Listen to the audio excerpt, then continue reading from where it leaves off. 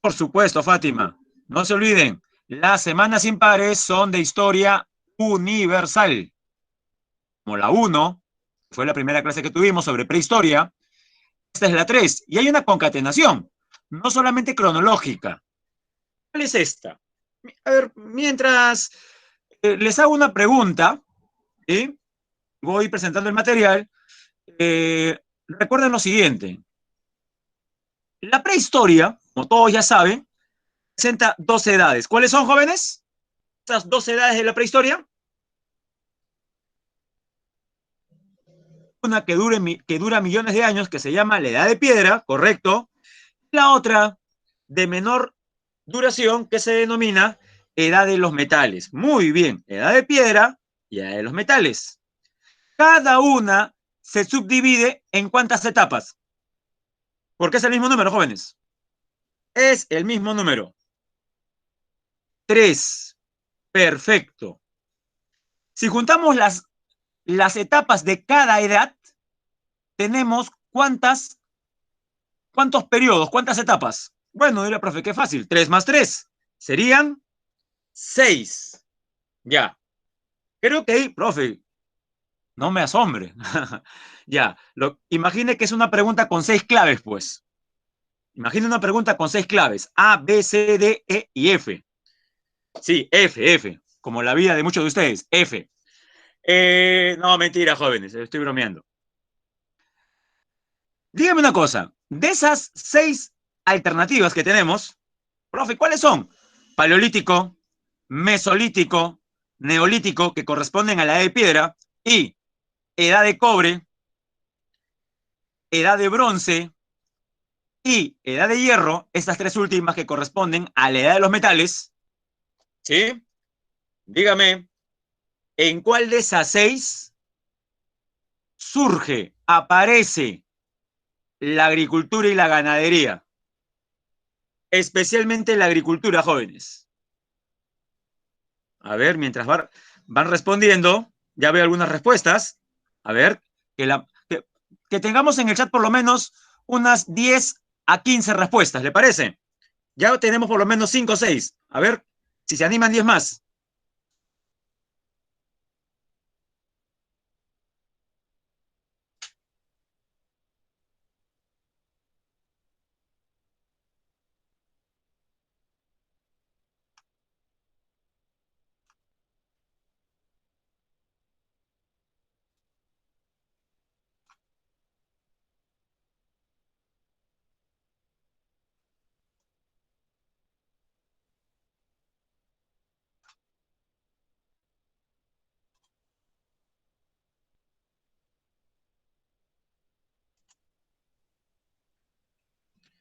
Más bien, me dice o escribe por el chat. ¿Se ve el PPT, jóvenes? ¿Se ve la diapositiva? A ver, los leo. Gracias, ya está, ya los leí. Muy bien. Y déjenme felicitarles porque todos han contestado de manera correcta. La respuesta, sí, ahora está en Full HD 4K. Ajá, en 4K, jóvenes. Se vacila ahí, Piero. Ya, les decía, eh, felicitaciones, jóvenes. Espero que esto sea un buen augurio con respecto a su segunda prueba calificada. Profe, la primera, les digo la segunda porque en la segunda viene historia. Bien, jóvenes, la respuesta es neolítico. A partir del neolítico, la economía pasa a ser, ¿qué cosa? A ver, le doy tres opciones. Pasa a ser depredadora, si gusta parasitaria, mixta o productiva. ¿Cómo pasa a ser la economía? Productiva, o si gusta productora. Con la agricultura aparece el excedente productivo. Mi pregunta es la siguiente, jóvenes. Usted profe, pero eso es semana uno. Recuerde, véalo como una retroalimentación. Profe, ¿qué es eso? Lo que usted llama repaso. Y segundo, nos va a servir de enlace con el tema de ahora. Por eso es que estoy hablando de la semana uno. Dígame una cosa, y esa revolución neolítica, esa aparición de la agricultura, ¿se dio a la vez en todas las partes del planeta? ¿Sí o no? esa aparición de la agricultura fue homogénea en todo el planeta, o sea, todos los Homo sapiens, todos los humanos modernos de esa época, ¿se volvieron agricultores? Muy bien. La respuesta es no. Correcto. Profe, ¿está diciendo usted que ya para el Neolítico, hace 12.000, 13.000 años antes de Cristo, ya habían diferencias entre diferentes lugares del mundo? Sí, ya habían diferencias. Si gusta, usamos esos términos. Habían zonas de mayor desarrollo y otras de menor desarrollo. ¿Cuántas van a ser las zonas de mayor desarrollo?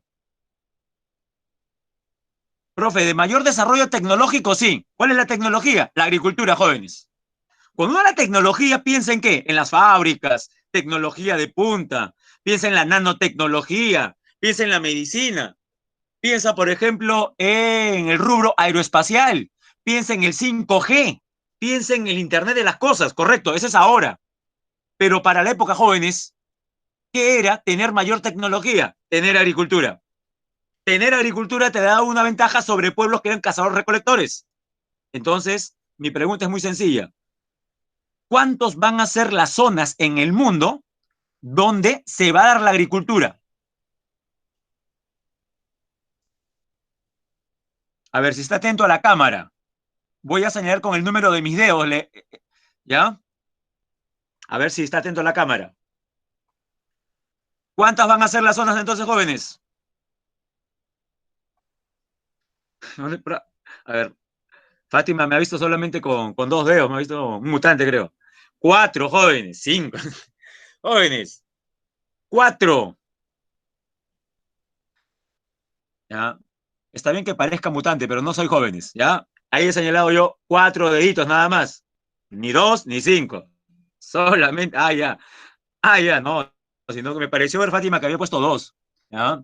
Ya, no importa. Alguien puso cinco. Bueno, sí tengo cinco dedos, pero los que he enseñado son solamente cuatro, jóvenes. Cuatro zonas.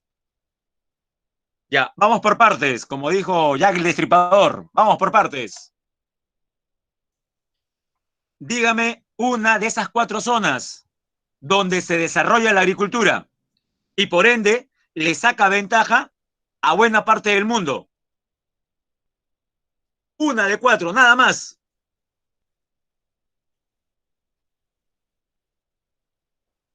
¿Nadie? A ver, esperamos 5 segundos. Cuento. 5, 4, 3. Jóvenes, lo estaban haciendo bien hasta ahora. ¿Qué pasó? Ya, ya está mejor eso. Ya, voy a parar el conteo. Profe, Egipto y Mesopotamia, pues ya está. Ya, está bien la idea.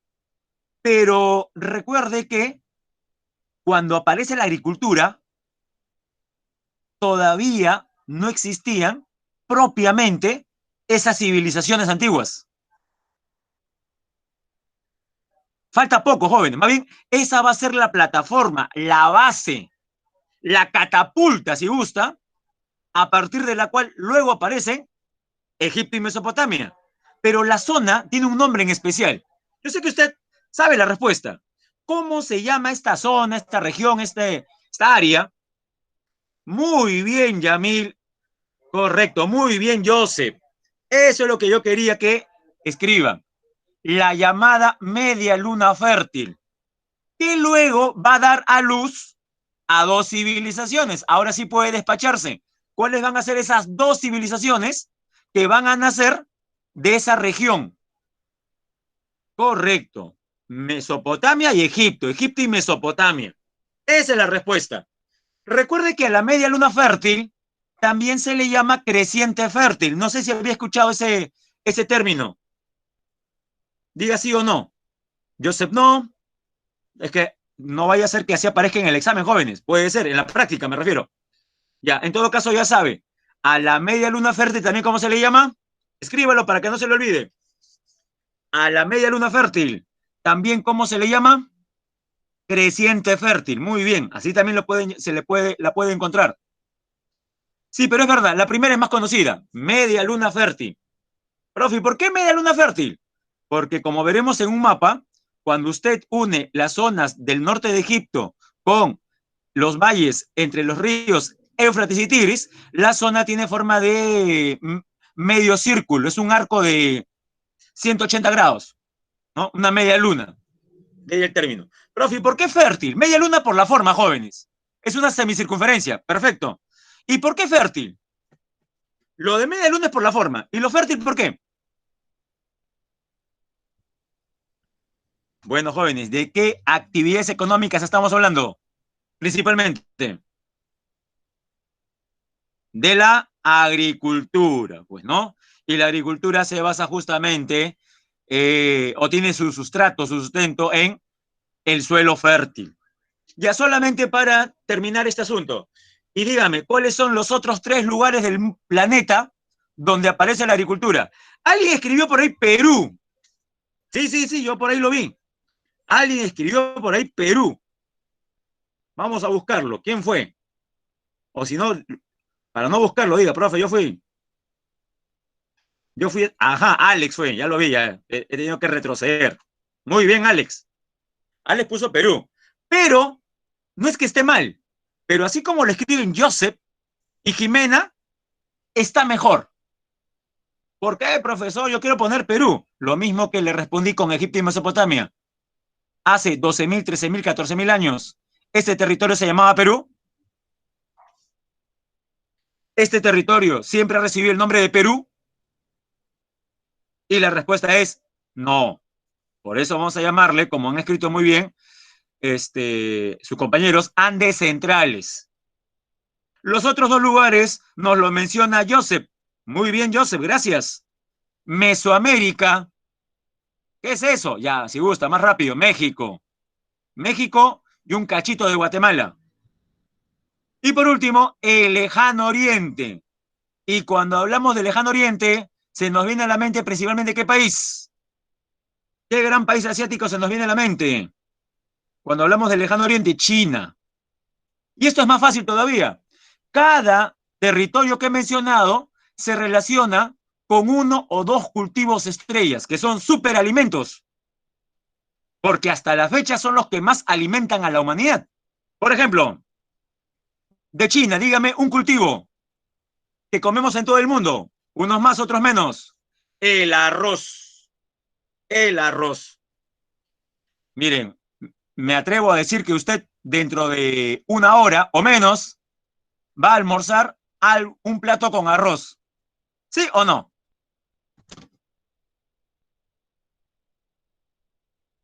Ah, dice, me dan la contra a todos. No, no, profe, hoy día toca tallarín, dice, ¿no? Otros, no, profe, hoy día toca ceviche.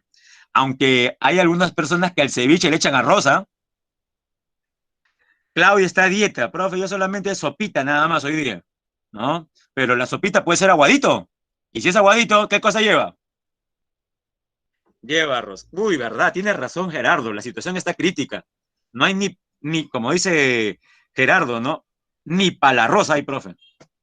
Ajá. Y no somos chinos. Esto es para que vea la distribución de ese cultivo. Ya, dejemos de lado los chinos. Y dígame, de la media luna fértil, ¿qué cultivos tenemos? De la media luna fértil. Olvídese del arroz, ahora cambiemos de cultivo. Son 2 los principales, pero dígame uno nada más. Y tiene que ver con lo que ha respondido Alex. Pero claro, Alex ha respondido dándome la contra con el arroz. Varios dijeron, profe, hoy día toca tallarines. Y dígame, los tallarines se hacen en base a harina. ¿Harina de qué? ¿Harina de papa? ¿Harina de maíz? Algunos son de maíz, es verdad. Jóvenes, pero la mayoría, como dice Fátima, la mayor parte de las harinas son de qué? ¿Son de chuño? ¿De coca? No, de yuca, de trigo. Hoy día ha consumido trigo en algún alimento, en el desayuno o prealmuerzo de repente. ¿Ha consumido trigo? Y la respuesta es sí. Basta que haya comido un pan con cualquier cosa y haya comido trigo. Claro, el pan lleva harina de trigo. Muy bien. Y aparte del trigo, no se olvide, la cebada. Y dígame, hoy día, ¿ha consumido algo con cebada? ¿Algo que lleve cebada?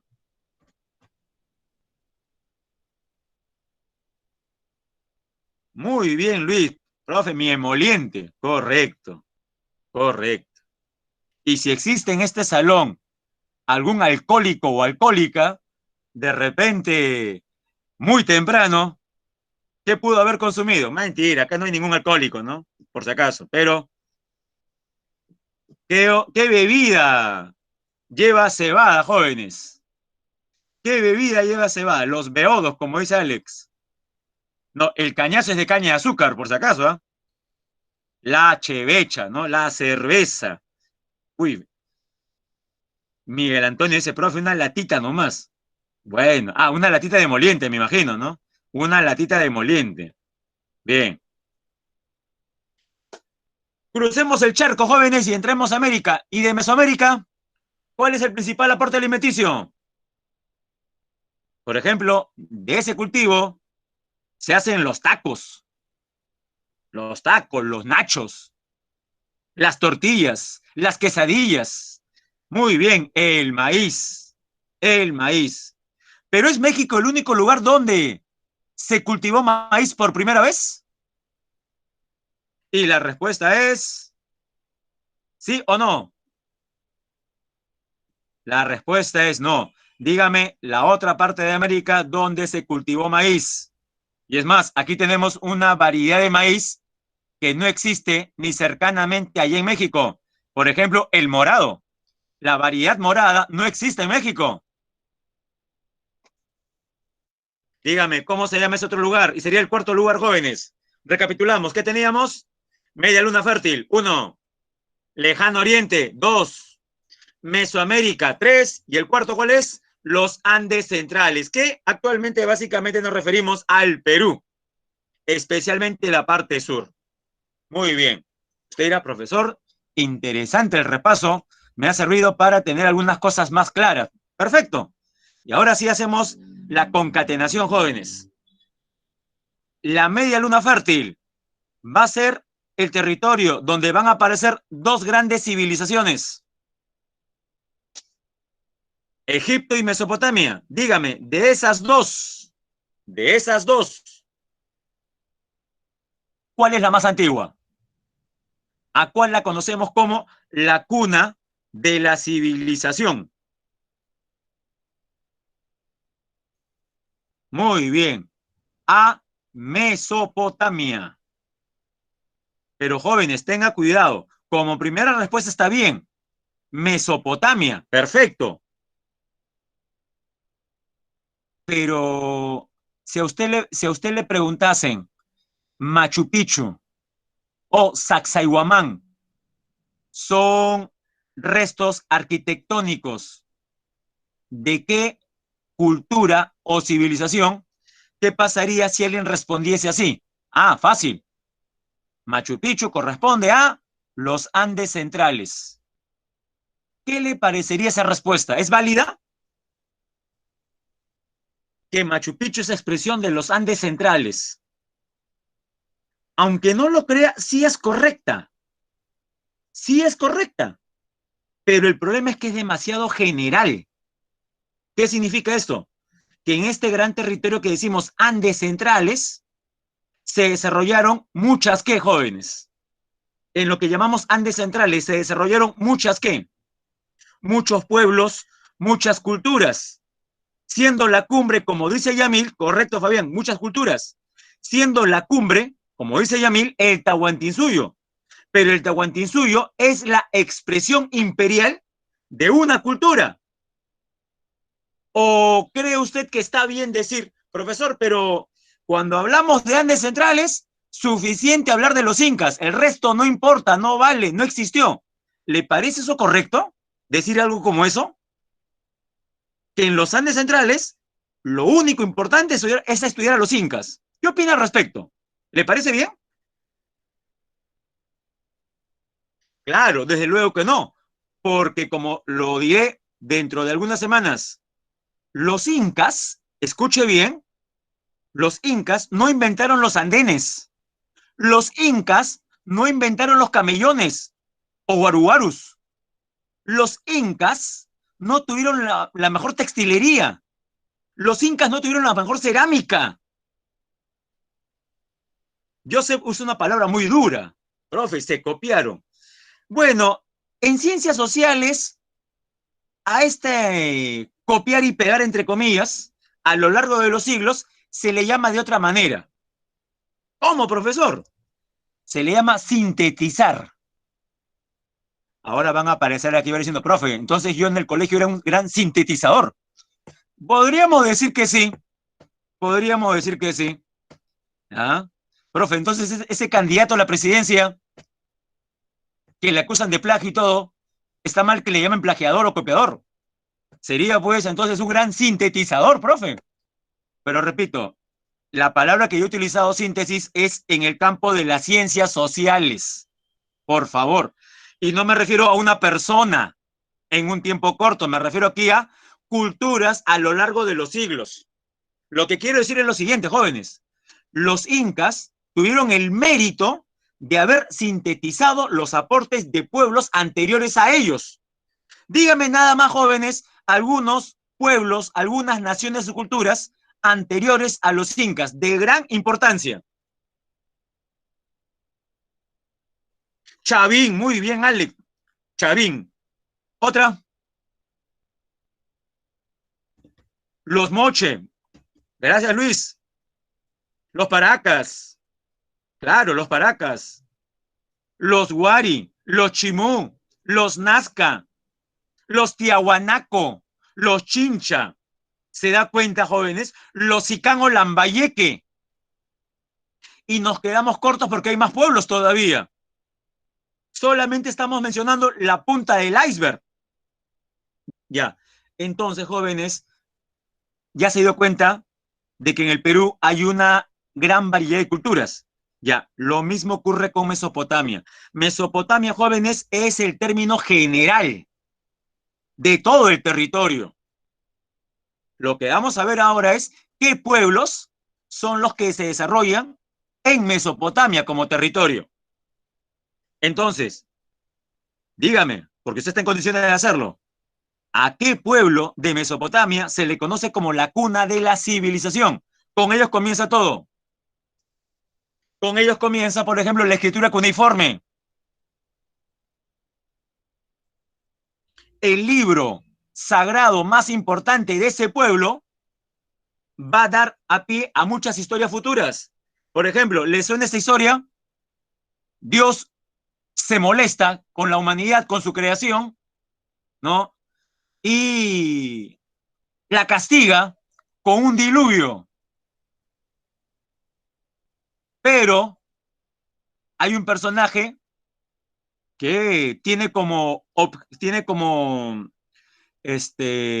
finalidad construir una gran embarcación donde va a recolectar, donde va a recolectar, donde va a llevar a parejas de diferentes especies para que no se extingan y repoblar la tierra después, cuando se aplaque la ira de Dios. Claro, usted como, por ejemplo, Miguel Antonio, como muchos seguramente dirá, profe, eso está en la Biblia. Se refiere al arca de Noé. Correcto, esa historia más la conocemos por Noé. Pero jóvenes, en el caso de los sumerios, que son por lo menos 1500, 2000 años antes de que se escriba la Biblia. ¿Sabe usted, en el caso de los sumerios, de una historia parecida? ¿Relatan los sumerios en escritura cuneiforme alguna historia parecida? ¿Sí o no? Y la respuesta es sí. Complete, nos referimos a la epopeya de... Escribe en el chat. Si gusta puede googlear, no hay problema. Gracias, ya está. Gilgamesh. Por lo menos 1500 años antes de que se escriba la Biblia. Y aquí hay dos opciones nada más, jóvenes, dos principales. Uno, que la epopeya de Gilgamesh influenció en los primeros que escribieron la Biblia. Esa es una. Aquí hay varios de repente que me están mirando, pues, ¿no? Están a punto de prender sus antorchas, ¿no? Y de y encender el micrófono y decirme blasfemo, profe, ¿cómo va a hablar así? Se va a quemar en el infierno por hablar así. Bueno, le doy una opción, esa es una. Y la otra que sea pura casualidad. ¿Cuál prefiere? ¿Qué le dice a usted su sentido crítico de las cosas? Repito, hay dos. Que sea mera casualidad o que los que escribieron la Biblia, no digo se copiaron, pero se inspiraron en esa historia anterior. Repito, usted es libre de querer cualquiera de las dos, no hay problema. ¿Ah? Pero dice, profe, sintetizaron, eso está mejor, ¿no? Bien. No es válido, Miguel, es válido creer que fue una mera casualidad. No hay forma tampoco de probar una u otra adaptación. Como, profe, puede ser como el término de moda ahora en el cine, un crossover, ¿no? Lo que han hecho con Star Wars. A partir de la saga, han salido un montón de pequeñas películas y series, ¿no? Algo así, como un remake. Como un remake. Bien. Eh, no se olviden, cualquier duda la pueden expresar en el chat. Escriban en el chat, no hay problema. Escriban en el chat, yo los estoy leyendo casi siempre. Jóvenes, con esta anotación que he hecho, ahora sí, podemos desarrollar de manera más fácil, de manera más sencilla, nuestro tema. Comencemos entonces.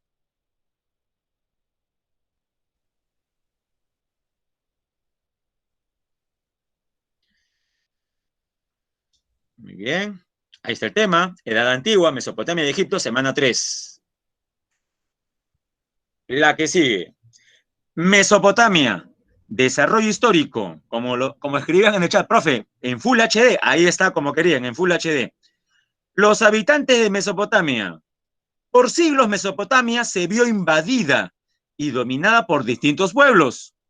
A continuación mostramos el desarrollo histórico de estos asentamientos a través del tiempo.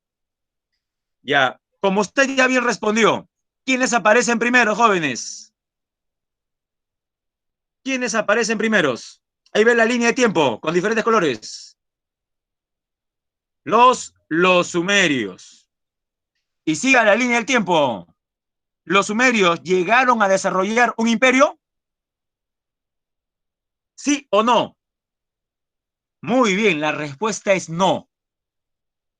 Fueron un estado esclavista, por supuesto, pero no lograron expandirse ni dominar otros territorios, lo que le da categoría a un estado de imperio. Por ejemplo, hablamos de imperio de los incas. ¿Por qué? Porque desde el Cusco, con Pachacútec, inicia la expansión. Más bien, quienes iban a ser el primer imperio de la historia son los que le siguen a los sumerios, porque los van a absorber. Responde en el chat. ¿Quiénes aparecen después de los sumerios en la línea del tiempo? Muy bien. Esos son los acadios. Se les llama así porque aparecieron en la zona de Akkad. Se le llama sumerios porque aparecieron en la zona llamada Sumer. De Sumer, sumerios. De Akkad, acadios. Entonces no se olvida, los acadios, primer imperio esclavista de la historia. Y luego de los acadios tenemos a quienes. El que más destacó, Hammurabi, con su código. Los babilonios, también conocido como este episodio como primer imperio babilónico. Profe, ¿por qué primer imperio babilónico? Porque como ven en la línea del tiempo, luego Babilonia va a controlar toda la zona por segunda vez. Los babilonios van a ser derrotados y absorbidos por ¿quiénes? Los babilonios van a ser derrotados y absorbidos por ¿quiénes, jóvenes? Por los... ¿Quiénes le siguen a los babilonios? Es correcto, Alex. Hablaremos después del ojo por ojo, diente por diente. Los asirios. Los asirios. Si le preguntan, escuche bien, ¿bajo qué nación o pueblo de Mesopotamia esta gran cultura, esta gran civilización logra su mayor expansión territorial? ¿Cuál es la respuesta? ¿Sumerios? ¿Acadios? ¿Babilonios? ¿Asirios o neobabilonios? La respuesta es asirios. ¿Ya? Los asirios. Luego explicaremos con qué personaje. Luego el imperio asirio entra en decadencia y Babilonia vuelve a ocupar la primacía. Por eso tenemos aquí los neobabilónicos. Y finalmente, jóvenes, ya Mesopotamia nunca más va a ser gobernada por su propia población, porque ahí nada más comienza ya la invasión persa. Muy bien, sigamos. Veamos las principales características de los dos primeros estados. Estado sumerio. Los sumerios establecieron las primeras ciudades-estado de la región, tales como Uruk, Ur, Lagash, etcétera. ¿Dónde? En la zona sur del... Ah, no se olvide, cuando hablamos de Mesopotamia, jóvenes, ¿de qué país actual estamos hablando? Estos territorios que ahora decimos Mesopotamia, muy bien, John Michael, el actual Irak. Y más bien, cuando nos referimos a los persas, que son sus vecinos, ¿de qué país actual estamos hablando? Parecido, jóvenes, escribe parecido Irak. Cuando hablamos de los persas, nos referimos al actual país de...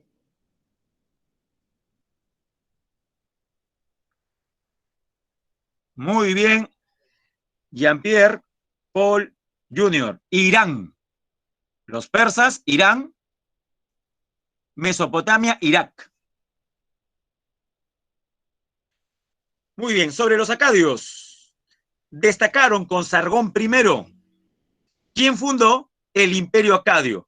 El primero de la historia, como le decía. La primera imagen, jóvenes, corresponde ¿a qué edificación? Son pirámides truncas con rampa y terraplenes. ¿Cómo se llaman estas construcciones típicas de Sumeria? Está fácil, ¿ah? Muy bien, son los sigurats. ¿Quiénes controlaban la vida social y económica desde los sigurats? Aquellos que decían comunicarse con los dioses, aquellos que decían ser el enlace entre el cielo y la tierra. Jóvenes, ¿de qué personajes estoy hablando? ¿Agricultores? No. ¿Guerreros? No. Muy bien. Esa es la respuesta que quería. Los sacerdotes. Y un gobierno de sacerdotes que dicen gobernar por mandato divino, ¿cómo se llama? ¿Democracia? No, no es una democracia, sino una teocracia. Muy bien. Fue un estado teocrático. Sigamos. Y a la derecha aparece una imagen de una representación de Sargón I, observando su reino. Muy bien, sigamos. Imperio Babilónico. ¿Quién es el personaje más importante a mencionar durante el primer Imperio Babilónico, jóvenes? Ahí lo puede leer. Hammurabi, el rey Hammurabi. ¿Famoso por qué, jóvenes? ¿Famoso por qué? Por su código. Profe, ¿cuál sería su código? Sería un listado de normas que regían a la sociedad y a la economía. Dentro de ese código, conocido como Código Hammurabi, destaca una parte en especial, que es muy draconiana, como dice Yamil, la ley del talión, que se resume en una frase, ¿no? El ojo por ojo, diente por diente. Dígame una cosa, estando ya en pleno siglo XXI, ¿le parecería bien que en nuestro código penal, en nuestra constitución, introduzcamos algunas cosas de la ley del talión? ¿Estaría usted de acuerdo con algo parecido a ello? Bueno, le pregunto esto porque en muchos lugares del Perú, no sé si ha visto que hay una frase que recorre las calles. Se hizo popular. Dimos la vuelta al mundo porque hasta CNN nos hizo un reportaje, recuerdo yo. ¿Recuerda esta frase que decía, chapa tu choro? Claro, el famoso chapa tu choro. Habían diferentes, no, es verdad, quién sabe, de repente su barrio también colocó en la entrada un aviso que decía, ¿no? Si te agarramos, atente a las consecuencias, o algo por el estilo.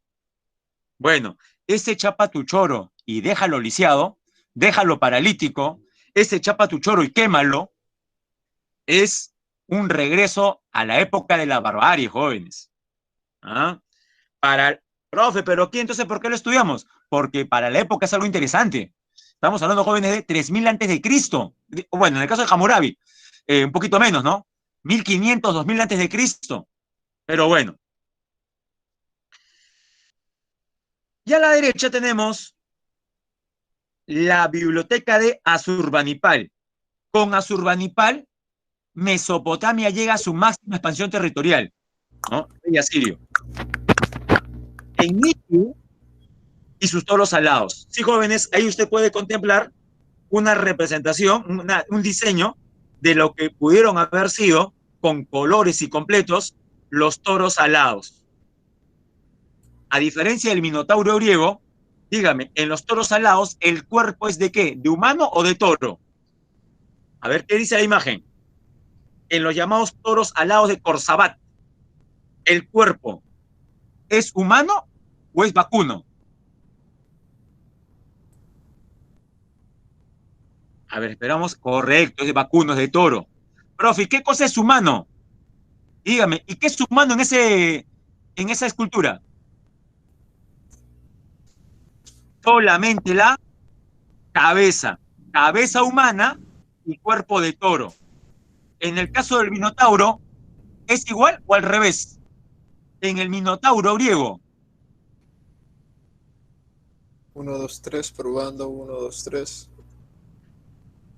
es al revés. ¿Ya? Es al revés. Prosigamos. Ah, les digo una mala noticia, jóvenes. Ya que estamos hablando del tema. No se ponga triste, ¿ya? La mayor parte de toros alados están destruidos. Y lo peor, bueno fuera por el paso del tiempo, sí, profesor, tantos miles de años, tantas invasiones a Mesopotamia seguramente, pues, se los llevaron. ¿Saben dónde ha ocurrido la principal devastación de estos monumentos? En los últimos 5 años. Qué triste, ¿no? Que los toros alados hayan podido sobrevivir, por así decirlo, miles de años, para que en el último quinquenio desaparezcan. Profe, ¿cómo? Recuerde lo que le dije. Mesopotamia corresponde a qué país actual. Piero Jefferson, bueno, fuera por un terremoto porque ante eso nada se puede hacer, ¿no? ¿Qué vamos a renegar contra un terremoto? Jóvenes, Irak, ¿a qué le suena? Irak, Afganistán, Siria, Yemen. A bombardeo.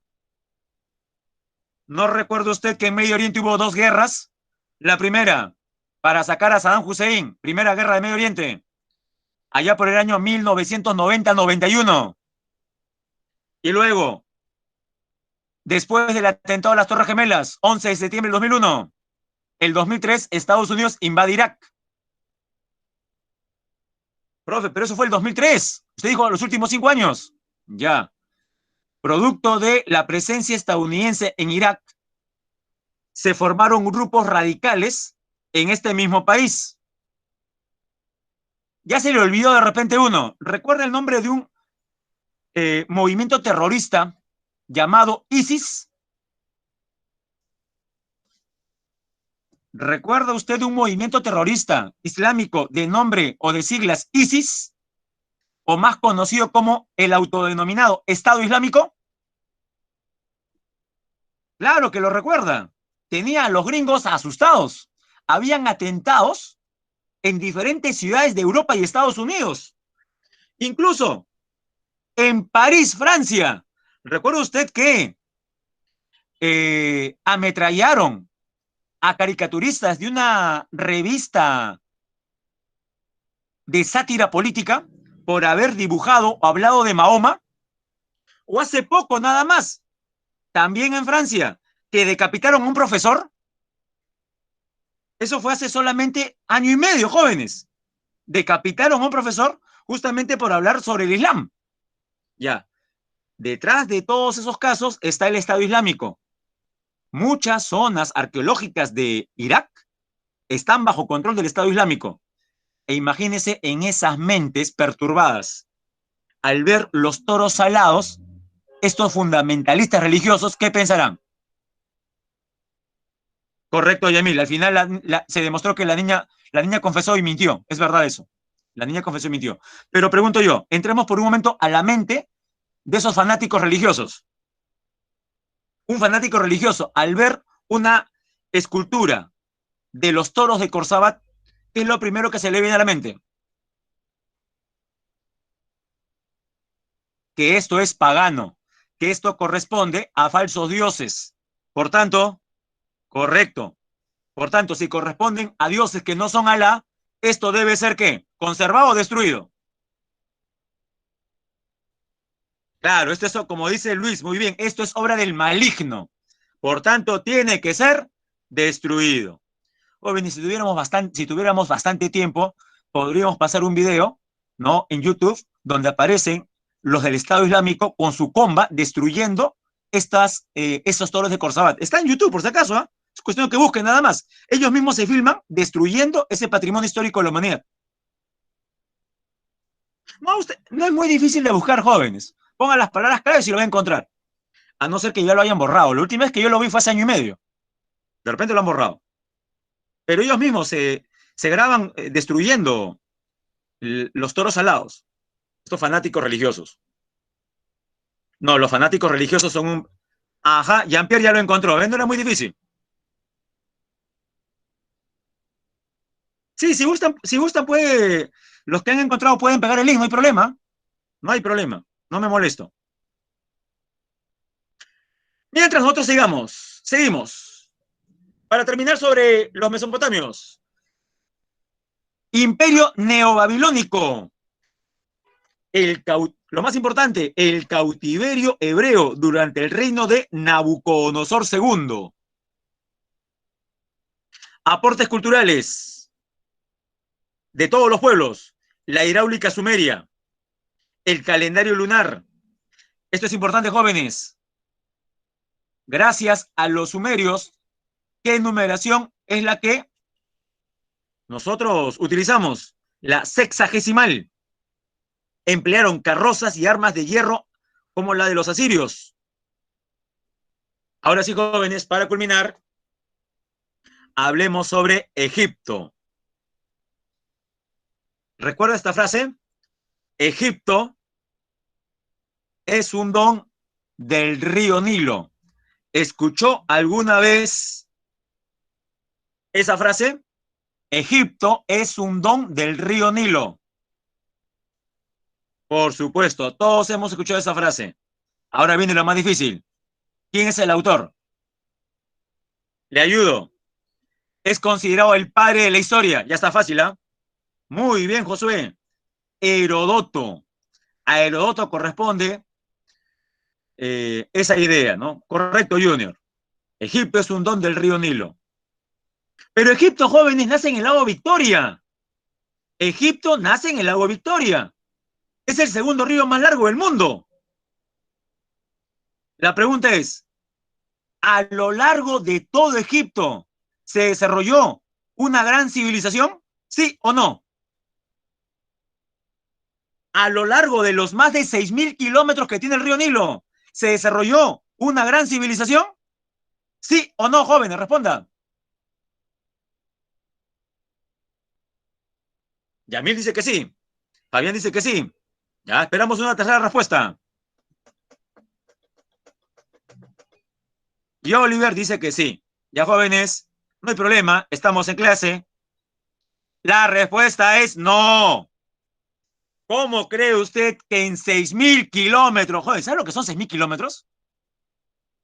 ¿Cómo cree usted que en 6.000 kilómetros se va a desarrollar parejo, homogénea, una gran cultura? No es así. Recuerde por física, energía cinética, energía potencial, jóvenes. Acá interviene la física. Todo todo río recorre siempre un territorio plano y bajo.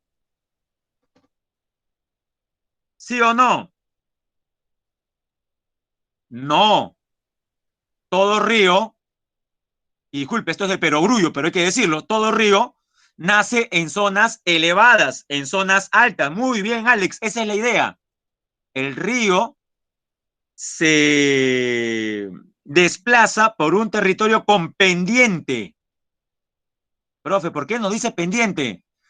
Porque si el terreno es abrupto, dígame usted, ¿habrá posibilidad de que el río en ese territorio con fuerte pendiente genere suelos agrícolas?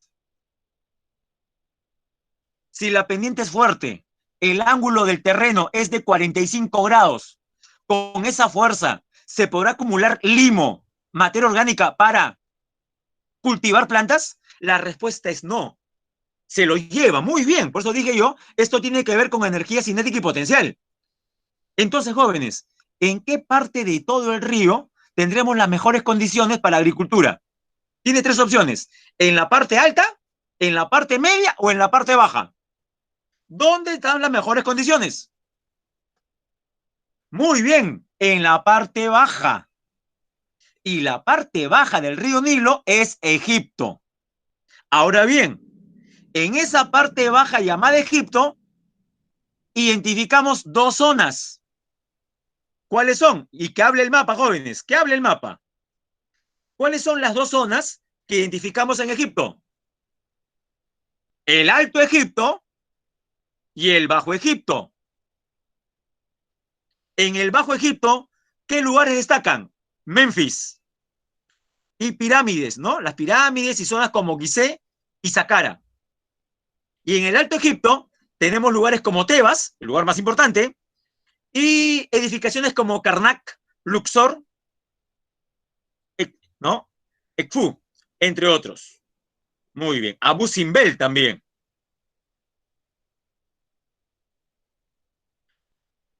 Jóvenes, Egipto siempre fue dominado por faraones.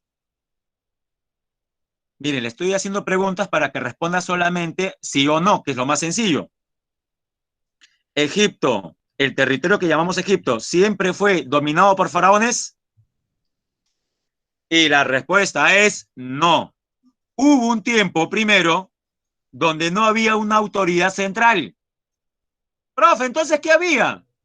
Habían gnomos. ¿Gnomos? Sí, habían gnomos. ¿Qué eran los gnomos? Eran grupos de personas que vivían dispersos en el desierto. También se le conoce ese periodo como es el gobierno de los gnomos, también se le llama, escuche bien porque no está en el boletín, creo, no marcado, gobierno de los gnomos. Repito, eran colectivos dispersos. Pero jóvenes, ¿qué es lo contrario a la dispersión? Dígame una palabra contraria a la dispersión. Muy bien, Fabián, válido. Profe, agrupación, está bien. Otro sinónimo, jóvenes. Ah, Joseph, correcto. Unificación, aglomeración, unión, todas muy buenas, ¿ah? Pero, ajá, universo, dice Alex, ¿no? Ya, pero voy a utilizar síntesis. También es válido, por ahí, por ahí. Voy a utilizar mejor lo que respondió el compañero, el compañero. A ver, vamos a Joseph Joan. Unificación. Profe, está diciendo que los demás nos equivocamos. No, están bien sus respuestas. Pero unificación es la que yo voy a utilizar, ¿no? Con el permiso de Joseph. Y la pregunta es la siguiente, jóvenes. ¿A quién se le considera el primer unificador de Egipto? ¿Quién se impone sobre los nomos y establece el primer imperio, la primera dinastía? A ver, vamos a ver. Ahí está es más, está en la diapositiva el nombre. Nos referimos al primer faraón. Nombre del primer faraón. Muy bien, Paul, muy bien, Freddy. Joseph, Narmer, también conocido como Menes, es el mismo personaje. Menes o Narmer. Narmer o Menes, primer faraón. Con él inicia, jóvenes, con él inicia el imperio antiguo. ¿Qué fase? Tinita, unificación. Luego el poder se traslada de Tinis a Memphis. ¿Y qué es lo más importante del periodo menfítico? La construcción de las 3 pirámides más importantes de Egipto: Keops, Kefren y Miserino, en la zona de Gizeh. Luego tenemos, jóvenes, el Imperio Medio o Tebano. Obviamente se llama así porque la ciudad más importante va a ser Tebas. Pero ¿qué había pasado en este periodo? Bueno, entre el Antiguo y el Imperio Medio, los nomos se rebelan y vuelven a controlar el territorio en forma dispersa. Y de nuevo, jóvenes, ¿qué pasó con los nomos dispersos? ¿Volvieron a hacer qué? Sigue la ilusión. Los nomos se rebelaron, pero ¿volvieron a hacer qué? Volvieron a ser unificados. Muy bien, Joseph, usted está muy bien, ¿ah? Volvieron a ser unificados. Pregunta, ¿quién es el segundo unificador de Egipto? El primero fue Menes o Narmer. El segundo lo tiene ahí, solamente léalo y escríbalo. Segundo unificador.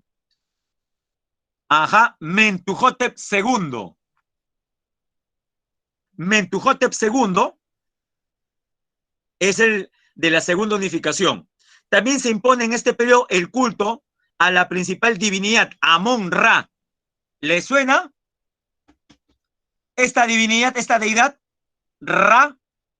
Me imagino que sí. Y usted, como persona seria, me imagino que no va a escribir nada raro en el chat, ¿no? Muy bien, lo felicito.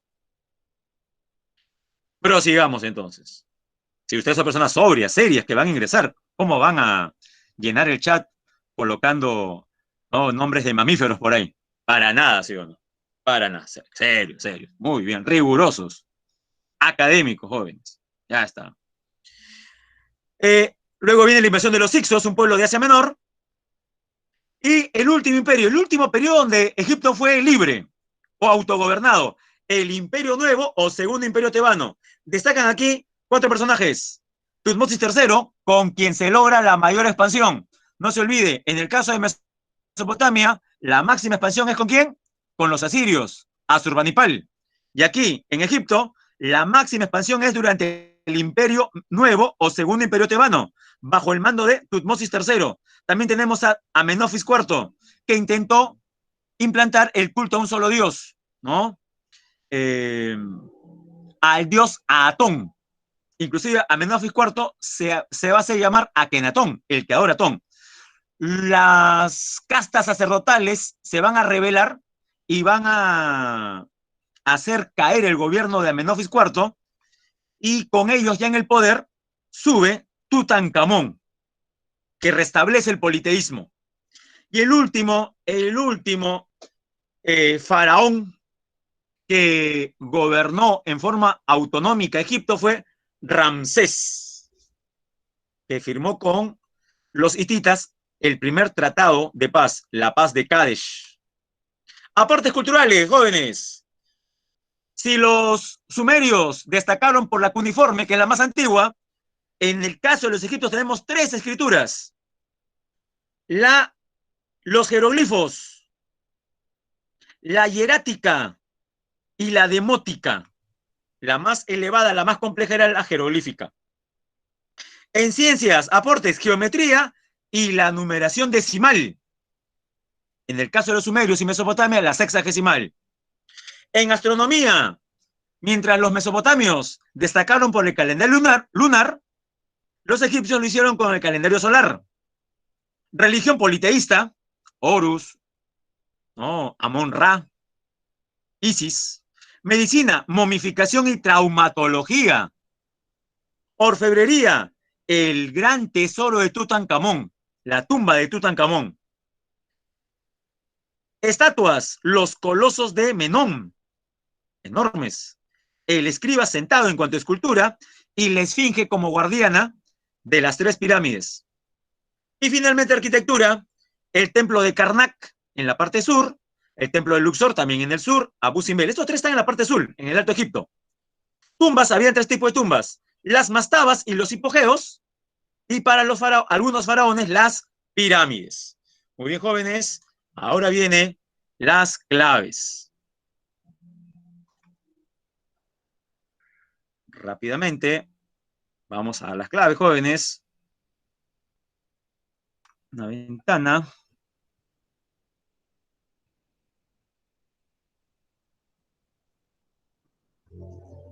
Uy, desapareció. Acá está. ¿Todos listos, jóvenes? Abuelo de pájaro, ¿ah? Abuelo de pájaro, las claves son como siguen.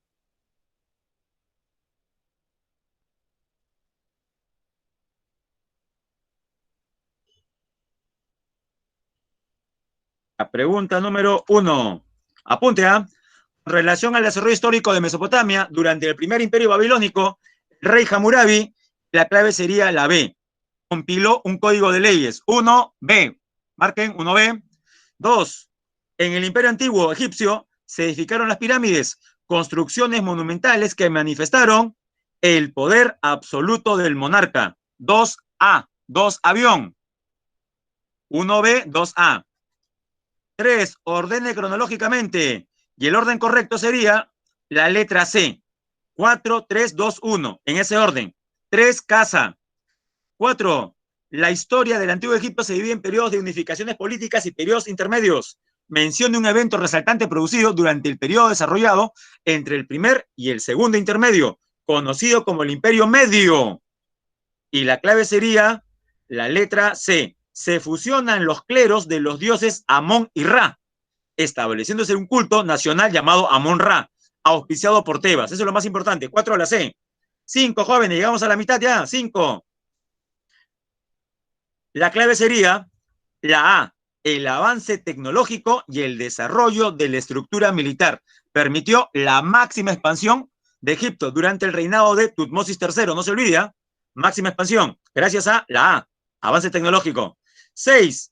La reforma amarniana, profe, ¿qué es eso? Llevada a cabo por el faraón Amenofis IV, el que impuso el monoteísmo. En torno a la implantación de un culto monoteísta al dios Atún, buscaba en parte ¿qué? Y la clave es la A, reducir el poder de los sacerdotes. Obviamente ellos después se van a vengar. 6, avión.